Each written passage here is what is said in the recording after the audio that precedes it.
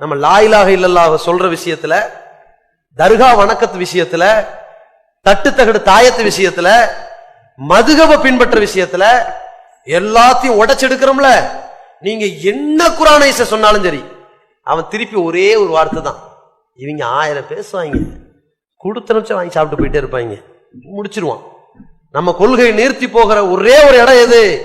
இந்த ஏகத்துவவாதிகள் அவ்வளவு பேருடைய கொள்கையும் கேவலப்பட்டு சின்னாபின்னமாகிற ஒரே ஒரு இடம் திருமணம் தான்.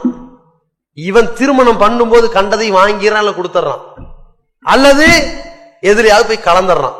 அதோட ஈமான் ஃபால்ட் ஆயிருச்சு. இதுக்கப்புறம் என்னங்க தௌஹீது சொல்லி புண்ணியம்? ஒரு ஏகத்துவவாதின்னு சொல்லக்கூடிய ஏகத்துவ கொள்கையில் உள்ள பொண்ணை தேர்ந்தெடுக்கணும். இவன் எப்படி போய் பெண்ணை தேர்ந்தெடுக்கிறான்? அழகா பார்த்து தேர்ந்தெடுக்கிறான். கொள்கை எதுவுமே இல்லை. அவன் இத்தனை நாளா குர்ஆனை சொல்லி என்ன புண்ணியம்? இத்தனை நாளா தௌஹீது ஷிர்க பிரிச்சு பேசி என்ன புண்ணியம்? அதன் வழியில் நடந்து என்ன புண்ணியம்? ஒண்ணு இல்ல. இதை மனசுல வைத்துக் கொண்டு நம்ம எல்லோருடைய பயணம் எப்படி இருக்கணும்? நான் ஒருவர்கிட்ட எதிர்ப்பை காட்டுவது ஒரே ஒரு இடம் தான். அவர் நம்மளை எதிர்க்கிறாருன்னு தெரிஞ்சுக்கிற இடம் ஒன்னே ஒண்ணு, என்னது? சோறு தான்.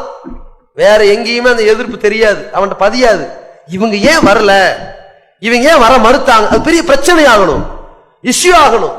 இப்ராஹிம் அலைஹிஸ்ஸலாம் மரச்சல வச்சுக்கல, ஒளிச்சு வச்சுக்கல, உடைச்சு சொன்னாங்க. நீங்க வேற நாங்க வேற, உடைச்சு சொன்னாங்க.